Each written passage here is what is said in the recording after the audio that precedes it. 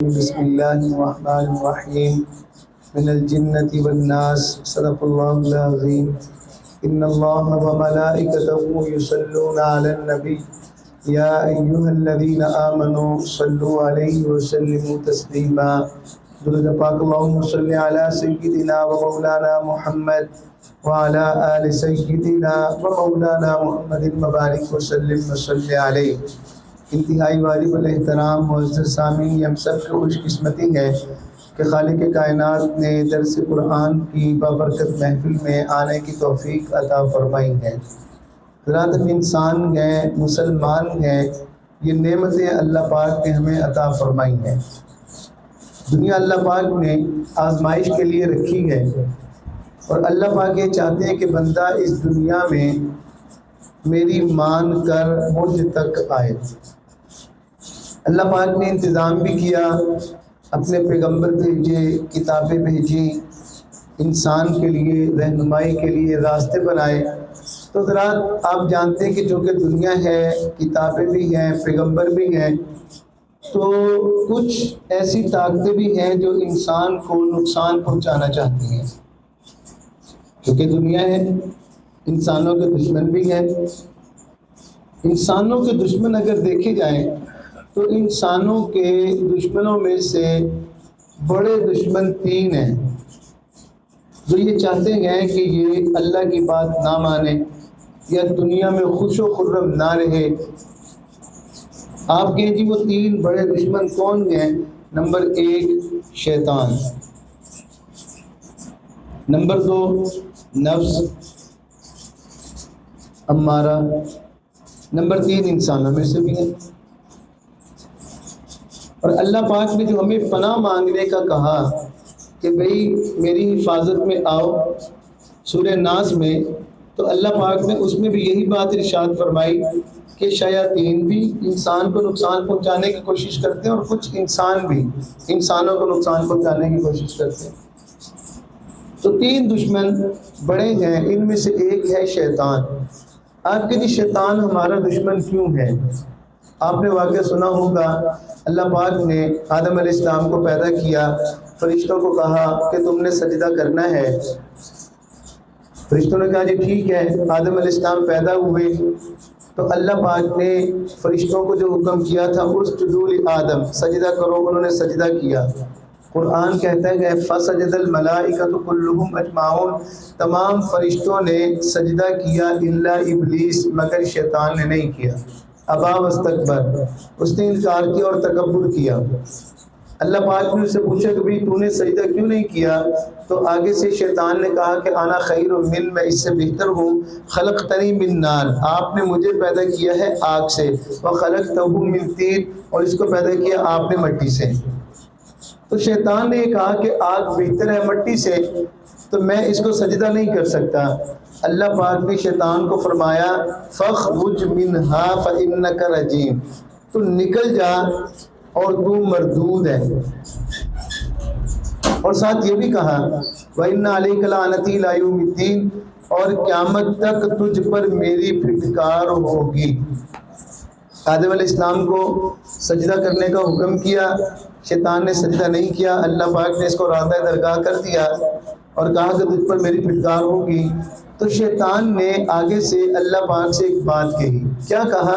فَبِعِزَّتِكَ، یا اللہ تیری عزت کی قسم، چونکہ آدم علیہ السلام کی وجہ سے آپ مجھے یہاں سے نکال رہے ہیں، تو یا اللہ مجھے تیری عزت کی قسم لَأُغْوِيَنَّهُمْ أَجْمَعِينَ، میں تمام انسانوں کو گمراہ کروں گا، إِلَّا عِبَادَكَ مِنْهُمُ الْمُخْلَصِينَ، مگر جو آپ کے مخلص بندے ہوں گے ان پر میرا زور نہیں چل سکے گا۔ اب آپ کو اندازہ ہو گیا ہوگا کہ شیطان ہمارا دشمن کیوں ہے۔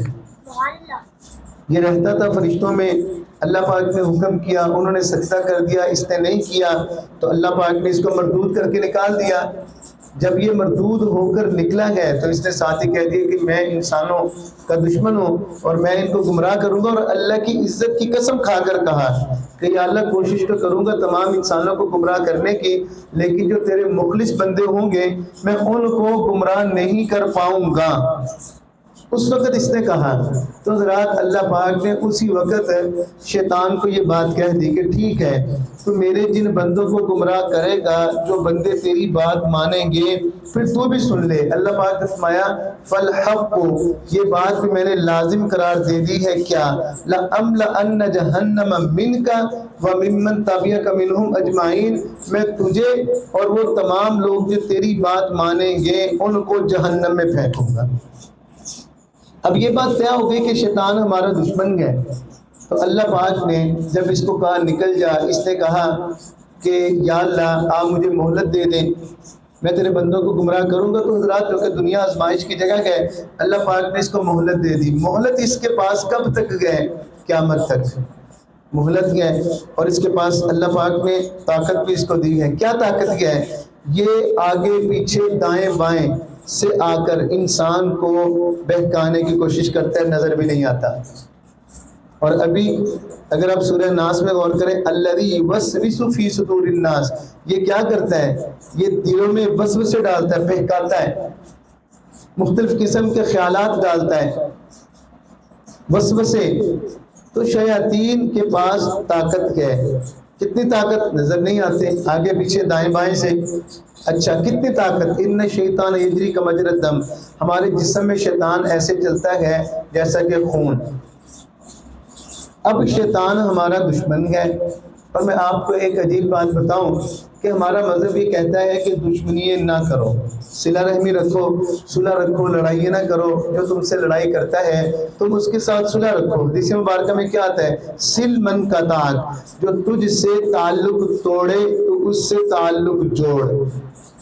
واعف عمن ظلمک، جو تجھ پر ظلم کرے تو اس کو معاف کر دے۔ وَآتِ مَنْ حَرَمَكَ، جو تجھے نہیں دیتا تو اس کو بھی دے۔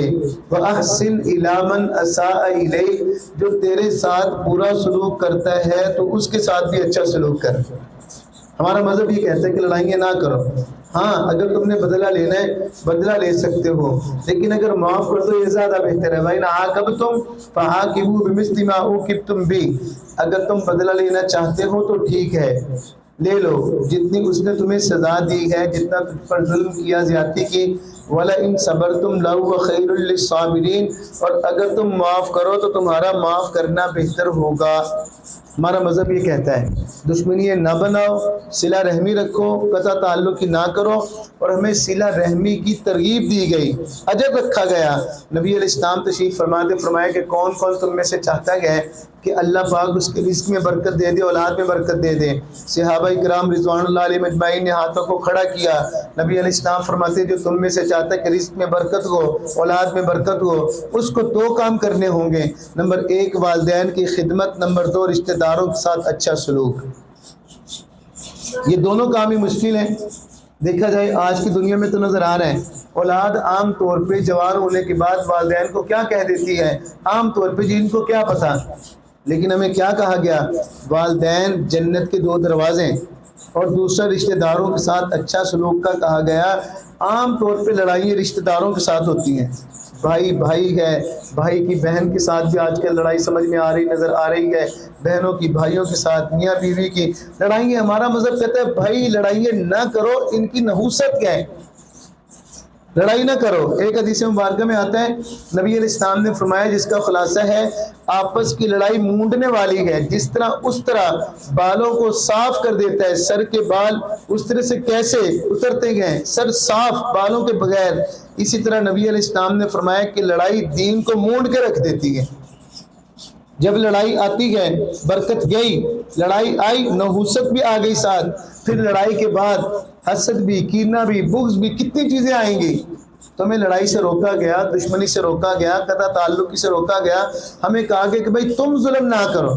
اگر تمہارے ساتھ کسی نے لڑائی کی اور میں آپ کو بتاؤں 2 لوگ لڑے اور 3 دن سے اوپر لڑائی چلی گئی، ذاتی کسی مفاد سے لڑائی ہوئی، 3 دن سے اوپر چلی گئی، اللہ پاک حدیث مبارکہ میں آتا ہے پیر کو بخش دیں گے، جمعرات کو بخش دیں گے، اور شب قدر میں، شب برات میں، اور کتنے مواقع پہ اللہ کی رحمت جوش میں آتی ہے۔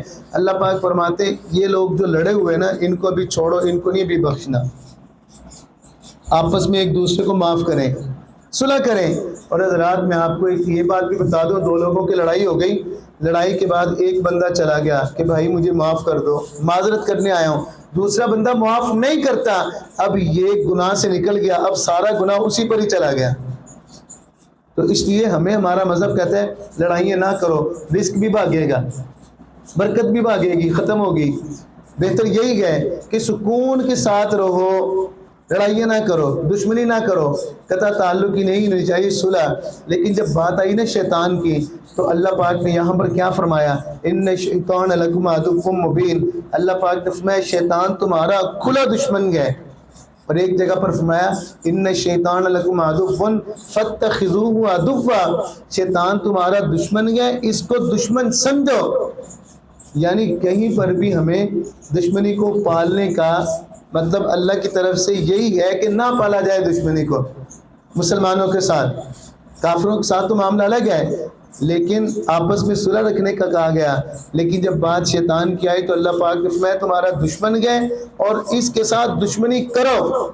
اور ایک جگہ پر تو اللہ پاک نے شیطان کی دشمنی پر کیسا ابھارا۔ اللہ پاک فرماتے ہیں یا بنی آدم، اے آدم کے بیٹے، لا یفتننکم الشیطان، دیکھنا شیطان تمہیں بہکانا دے، کما اخرج ابویکم من الجنہ، اللہ پاک نے فرمایا اس نے تمہارے والدین کو جنت سے نکلوایا ہے۔ آپ کو پتہ ہی یہ سارا واقعہ دانا کھانے کا، کس طرح بہکانے کی اس نے کوشش کی، یہ دھیان رکھنا۔ اور حضرات غور کریں، اللہ پاک نے فرمایا کہ تمہارے والدین کو جنت سے نکلنے کا سبب بنا۔ کیا مطلب؟ اگر ہمیں پتہ چلے کہ فلاں آدمی نے ہمارے والدین کو گھر سے نکالا، کیا خیال ہے ہم اس سے دوستی کریں گے؟ یار اس نے تو ہمارے والدین کے ساتھ دشمنی کی۔ اور صرف یہ نہیں، اللہ پاک نے فرمایا صرف نکالا نہیں ہے بلکہ بے لباس بھی کیا ہے۔ واقعہ تو آپ نے سنا ہے۔ تو اللہ پاک نے فرمایا کہ بھئی گھر سے نکلوانا، پھر لباس کا معاملہ، تو لہٰذا تم دھیان رکھنا تمہارے والدین کے ساتھ تو یہ سلوک کیا اس نے، یہ تمہارا دشمن ہے، اس کو دشمن سمجھنا۔ اور ہمیں یہ بھی کہا کہ دیکھنا کہیں دھوکہ دینے والا یعنی شیطان تمہیں دھوکہ نہ دے دے۔ تو حضرات ایک دشمن ہے شیطان، وہ کیا کوشش کرتے ہیں کہ نیکی کرے ہی نہ۔ اگر بندہ نیکی کی طرف آ جائے تو اس کی کوشش ہوتی ہے کہ سستی کرے، نیکی میں سست ہو کر کرے، آداب کی رعایت نہ کرے۔ اگر بندہ نیکی کر گیا ہمت اور محنت کے ساتھ، اب کوشش کرتے ہیں کہ اس کی نیکی کو ضائع کروا دے۔ مثال ہے، اگر صدقہ کیا، صدقہ کیسے ضائع ہوتا ہے؟ احسان جتلا کر۔ جس کو صدقہ دیا ہے اس کو احسان جتلا دیا، صدقہ ضائع۔ یا ایھا الذین آمنوا لا تبطلوا صدقاتکم بالمن والاذی، اگر تم نے صدقہ کیا ہے تو اگر تم نے کہہ دیا کہ دیکھ فلاں موقع پر میں نے تجھے پیسے دیے تھے تو میرا یہ کام نہیں کر رہا، تم نے احسان جتلا دیا، صدقہ ضائع ہو گیا۔ کوئی تکلیف پہنچا دی اس کو، صدقہ ضائع ہو گیا۔ نماز کیسے ضائع ہوتی ہے؟ ریاکاری ہم نے کر دی دوسروں کو دکھلاوے کے لیے۔ وہ تمام اعمال، صدقہ، روزہ، حج، نماز جو دکھلاوے کے لیے کرتے ہیں، حضرات روایات میں کیا آتا ہے، اللہ پاک فرمائیں گے قیامت کے دن بھائی جن کو خوش کرنے کے لیے تم نے یہ کام کیا ان سے بدلہ لے لو، میرے لیے تو تم نے کیے نہیں، تم نے اسی لیے کیے کہ لوگ تمہیں حاجی کہیں، نمازی کہیں، روزہ دار کہیں، صدقہ خیرات کرنے والا سخی کہیں، وہ کہاں جا چکا، جاؤ جا کر ان سے بدلہ لو۔ تو شیطان یہی کوشش کرے گا میں کسی نہ کسی طریقے سے ان کے اعمال کو ضائع کروا دوں۔ تو حضرات ایک ہمارا دشمن ہے شیطان، اور ہمیں بار بار اللہ پاک نے فرمایا تمہارا دشمن ہے، اس کو دشمن سمجھنا اور اس کے دھوکے میں نہ آنا۔ کہ ایسا نہ ہو کہ خدا نہ خواستہ تمہارے ساتھ یہ اس طرح کا معاملہ کرے کہ تمہیں حق سے، اسلام سے یا سیدھے راستے سے بہکانے میں کامیاب ہو جائے۔ مشہور بات ہے کہ امام احمد بن حنبل رحمۃ اللہ علیہ کہتے ہیں کہ ان کا انتقال کا وقت قریب تھا، تو آپ کو بھی مسئلے کا پتہ ہے کہ اگر آدمی کسی ایسے آدمی کے پاس بیٹھا ہوا ہے کہ آدمی کو محسوس ہو کے لگتا ہے کہ اس کا آخری وقت چل رہا ہے، نزع کا عالم ہے، اس کو محسوس ہو، تو بہتر یہ ہے کہ اس کے پاس بیٹھ کر کلمہ پڑھا جائے، اس کو نہ کہا جائے، پاس بیٹھ کر پڑھا جائے۔ حضرات یہ بھی اللہ کی توفیق سے ہوتا ہے کہ بندہ موت کے وقت کلمہ پڑھے۔ میں آپ کو ایک حدیث مبارکہ بتاؤں، نبی علیہ السلام نے فرمایا کہ انکم تموتون کما تحیون، تمہیں اسی حالت پر موت آئے گی جس حالت پر تم زندگی گزارتے ہو۔ ایک ڈاکٹر صاحب تھے، ایک بڑے ہاسپٹل میں ان کی ڈیوٹی تھی، اللہ کے ولی تھے، کہتے میں نے سوچا کہ آخری وقت میں جب انسان اس دنیا سے مسلمان جاتا ہے ذرا اس میں غور و خوض کروں. کہتے میں نے 100 مریضوں پر غور و خوض کیا، 100 میں سے کلمے کی توفیق 2 3 4 کو مشکل سے ہو رہی تھی. باقی سارے کیا کہہ رہے تھے؟ اپنا حصہ رکھ کے مجھے میرا حصہ دے دے، سیل لاتی سیل لات، کتنے روپے کلو، تو بھی پی مجھے بھی پلا. مطلب کیا؟ جو باتیں روٹین میں بندہ زندگی میں کرتا ہے، مرتے ہوئے بھی وہی باتیں وہ زندگی جاتے ہوئے وہ کر رہا تھا. کہتے چند لوگوں کو مشکل کے ساتھ کلمہ نصیب ہوا. تو حدیث مبارکہ کا خلاصہ کیا ہے؟ جس کیفیت پر، حالت پر تم زندگی گزارتے ہو، عام طور پر موت بھی اسی حالت اور کیفیت پر ہی آئے گی. تو حضرات امام احمد بن حنبل رحمۃ اللہ علیہ آخری وقت ان کا قریب شاگرد بیٹھے ہوئے تو پاس بیٹھ کے کلمہ پڑھ رہے ہیں. تو امام احمد بن حنبل رحمۃ اللہ علیہ نے انگلی کا اشارہ کر دیا. کچھ طبیعت بہتر ہوئی، شاگردوں نے کہا کہ حضرت ہم تو آپ کے پاس بیٹھ کے کلمہ پڑھ رہے ہیں اور آپ نے اشارہ کیا. کہا کہ میں تمہیں نہیں کہہ رہا تھا کچھ بھی، شیطان میرے سامنے کھڑا تھا اور مجھے کہہ رہا تھا کہ تو مجھ سے بچ کے جا رہا ہے. میں نے کہا نہیں، جب تک یہ سانس نہیں نکل جاتا اس وقت تک میں تجھ سے بچا ہوا نہیں ہوں. اور علماء نے یہ بھی لکھا ہے کہ جب بندے کا آخری وقت قریب ہوتا ہے، نزع کا بھی عالم، اور اوپر سے شیطان بھی پوری کوشش کر رہا ہوتا ہے کہ کسی نہ کسی طریقے سے میں اس کو گمراہ کروں. میں آپ کے سامنے ایک واقعہ رکھوں. ایک بزرگ عالم، بہت بڑے عالم امام راضی رحمۃ اللہ علیہ گزرے. اللہ پاک نے ان کو بڑا علم عطا کیا اور بہت بڑی اور عمدہ تفسیر لکھی. کہتے ہیں کہ جب ان کے انتقال کا وقت قریب آیا تو شیطان ان کے پاس آیا اور آ کر کہنے لگا کہ راضی، تو نے اللہ کے ایک ہونے پر بڑے دلائل دیے، دلیل دے کہ اللہ ایک ہے. انہوں نے دلیل دی، شیطان نے اس کا جواب دے دیا. رات شیطان آخر فرشتوں میں رہا ہے، جواب دے دیا. دوسری دلیل دی، شیطان نے اس کا بھی جواب دیا. کس کا جواب؟ یہ. تیسری دلیل دی. تو بعض اوقات اللہ پاک کچھ کام خاص طریقے سے کروا کے کچھ ان چیزوں کی اہمیت بتلانا چاہتے ہیں. کہتے ہیں ایک کم 100 دلیلیں دی، شیطان جواب دیتا چلا گیا. ان کے جو پیر و مرشد تھے وہ وضو کرنے لگے، اللہ پاک نے پردے ہٹا دیے. حضرت عمر رضی اللہ عنہ بھی ممبر پر کھڑے گئے اور کئی 100 کلومیٹر دور اسلامی لشکر لڑائی کر رہا ہے اور دشمن پیچھے سے آ کے حملہ کرنے لگا. اللہ پاک نے پردے ہٹا دیا، ان کو دکھا دیا حضرت عمر رضی اللہ عنہ کو. وہاں پر کھڑے ہوئے کہا یا ساریۃ الجبل، ساریہ پہاڑ کی طرف ہو جا. اللہ پاک نے دکھا بھی دیا، کشف اسے کہتے ہیں، پردے ہٹا کر آواز بھی پہنچا دی. اور آج تو فون نے یہ بھی بتا دیا اگر ہم انسان پہنچا سکتے ہیں اللہ کے لیے کیا مشکل ہے. آواز بھی پہنچی، اس کو کشف کہتے ہیں. تو ان کے پیر و مرشد وضو کر رہے تھے، انہوں نے پانی کا چولہا لیا اور مارا اور کہا کہ راضی یہ کیوں نہیں کہہ دیتا میں اللہ کو بغیر کسی دلیل کے ایک مانتا ہوں. یہ کہا چونکہ کام اللہ پاک کو ان کا قبول تھا، اللہ پاک روح قبض ہو گئی. تو بعض اوقات شیطان اتنی محنت کرتا ہے کہ موت کا وقت قریب ہے، وہ پوری کوشش کرتا ہے کہ بندے سے کسی نہ کسی طریقے سے کفر کروا لیا جائے، نافرمانی کروا لی جائے. اور نبی علیہ السلام کیا فرمانے کہ جس حالت میں تم زندگی گزارتے ہو موت اسی حالت میں آئے گی، اور جس حالت میں موت آئے گی کل قیامت کے دن اسی حالت میں اٹھایا جائے گا. جو بندہ قرآن پڑھتا وہ مر رہا ہے وہ قیامت کے دن قرآن پڑھتا وہ اٹھے گا. جو نماز کے اندر مرا نماز پڑھتا وہ اٹھے گا. خدا نہ خواستہ جو بندہ نافرمانی پہ مرا وہ نافرمانی کی کیفیت پہ اٹھے گا. اللہ ہم سب کو محفوظ رکھے. تو حضرات ایک ہمارا بڑا دشمن ہے شیطان، اور دوسرا بڑا دشمن کیا ہے؟ نفس. کہ یہ بھی کوشش کرتا ہے کہ انسان سیدھے راستے کی طرف نہ آئے. نفس امارہ، آپ جانتے کہ نفس مطمئنہ پاکیزہ نیک لوگوں کا، نفس لوامہ جو ملامت کرتا رہتا ہے، نیکی پر خوش ہو گیا اگر دوسرا معاملہ آ گیا. اور آپ جانتے امارہ، وما ابرئ نفسی ان النفس لامارۃ بالسوء، یہ بھی انسان کو گناہوں کی طرف لے کے جاتا ہے، کوشش کرتا ہے. اور تیسرا انسانوں کا دشمن وہ ہے انسانوں میں سے، من الجنۃ والناس. آپ کے جی انسان بھی دشمن ہوتے ہیں، حاسدین، نفرت رکھنے والے، بغض رکھنے والے. بعض اوقات تو انسان کو بھی نہیں پتہ ہوتا، ظاہری طور پر وہ میٹھا پیارا ہمارا دوست بنا ہوا ہوتا ہے لیکن اندر سے جل رہا ہوتا ہے. ہماری ترقی اس کو اچھی نہیں لگتی، ہمارے بیٹے کی جاب ہو گئی رشتہ ہو گیا یا کوئی ہمیں کامیابی مل گئی، وہ اندر اندر سے جلتا ہے۔ اور آج کل تو اللہ پاک معاف کرے، ایسے ایسے حاسدین گئے جھوٹا پرچہ کروانے سے نہیں رکتے اور جادو ٹونا کروانے سے بھی نہیں رکتے۔ ایسے حالات و واقعات ہمارے معاشرے کے اندر موجود ہیں۔ تو حضرات، انسانوں میں سے بھی ہمارے دشمن موجود ہیں۔ بعض تو کھل کے سامنے آ جاتے ہیں، لڑائی ہو گئی، کہتے ہیں میں دیکھ لیتا ہوں تمہیں، تم کیسے کاروبار کرتے ہو، اس کا تو پتہ چل گیا۔ لیکن بعض جو ایسے ہوتے ہیں کہ جن کا ہمیں پتہ نہیں ہوتا، لیکن وہ جل رہے ہوتے ہیں، اندر ہی اندر سے حسد کرتے ہیں، کینہ رکھا ہوا ہوتا ہے، اور وہ ہماری تنزلی سے، اور اگر خدا نہ خواستہ کہیں پر ہمیں نقصان ہو جائے وہ خوش ہوتے ہیں۔ حضرات، انسان ایسا نہیں ہوتا، دوسرے مسلمان کے نقصان پر وہ خوش ہو۔ جب انسان کسی سے نفرت کرتا ہے، بغض رکھتا ہے، حسد کرتا ہے، پھر کیا کرتا ہے؟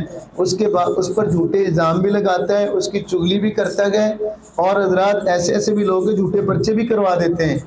ہمیں اس بات کی اجازت نہیں، تو آپ کے مولانا صاحب پھر کیا کرنا چاہیے؟ تو حضرات علماء نے لکھا گیا ہے جہاں پر ہم اور طریقے اختیار کرتے ہیں بچنے کے لیے اپنے دشمنوں سے، تو شیطان جو ہمارا دشمن ہے، اللہ پاک نے بھی بتایا کہ ہمارا دشمن ہے، یہ کوشش کرتا ہے کہ میں کسی نہ کسی طریقے سے بندے سے نافرمانی کرواؤں۔ تو اللہ پاک نے ہمیں عقل بھی دی، ہمارے پاس قرآن مجید بھی ہے، نبی علیہ السلام کے فرامین بھی ہیں، ان میں غور و خوض کریں کہ اللہ ہماری کیا رہنمائی کرتے ہیں۔ ایک تو ہمیں پتہ ہونا چاہیے قرآن کیا پتہ چلا، ہمیں ترجمے سے آنا چاہیے، پھر ہی پتہ چلے گا نا کہ شیطان کے پاس طریقے کیا ہیں۔ علماء نے یہ بھی لکھا ہے شیطان کے پاس تو ایسے داؤ پیج بھی ہیں کہ بندہ سمجھتا ہے کہ میں اچھا کام یا اچھی بات کر رہا ہوں، وہ نافرمانی ہوتی ہے، گناہ ہوتا ہے۔ مثال کے طور پہ ایک واقعہ مشہور ہے پیران پیر شیخ عبد القادر جیلانی رحمۃ اللہ علیہ کا۔ کہتے ہیں کہ وہ عبادت کر رہے تھے کمرے میں، اچانک ان کے سر پر ایک نور کا بادل آیا اور اس میں سے آواز آئی کہ میں رب ہوں اور تمہیں نماز معاف کرتا ہوں۔ پیران پیر شیخ عبد القادر جیلانی رحمۃ اللہ علیہ فرماتے ہیں میں نے سوچا کہ نبی علیہ السلام معصوم ہیں، نبیوں کے نبی ہیں، وجہ تخلیق کائنات ہیں، خاتم الانبیاء والمرسلین ہیں، نماز تو آپ کو معاف نہیں ہوئی، آپ کی اتنی نماز تھی رات کی حتیٰ یتورمت قدماہ، کہ نبی علیہ السلام کے پاؤں مبارک پر ورم آ جاتا، اتنی نماز کہ اللہ پاک کو ترس آ رہا ہے، قم اللیل الا قلیلا نصفہ او انقص، کہ اے حبیب آپ اپنی نماز کو ذرا کم کر دیں، اتنی لمبی نماز، اتنا تھکاتے گئے۔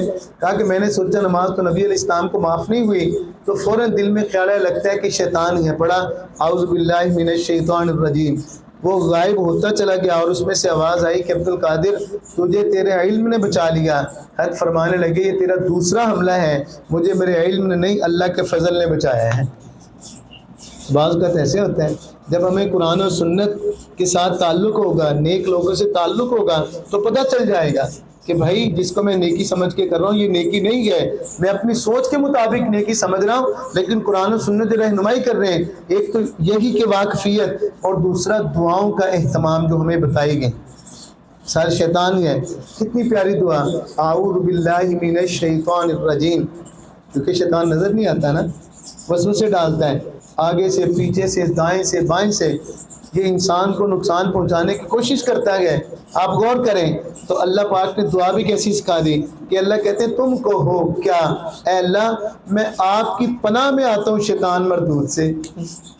تو جب اللہ کی پناہ میں آ جائیں گے تو شیطان انشاءاللہ ہمیں نقصان نہیں پہنچا سکے گا۔ اور علماء نے تو یہ بھی لکھا گیا ہے کہ بندہ اگر 11 مرتبہ اہتمام کے ساتھ فجر کے بعد اعوذ باللہ من الشیطان الرجیم پڑھ لیں، اللہ پاک پورا دن اس کی حفاظت فرما دیتے ہیں۔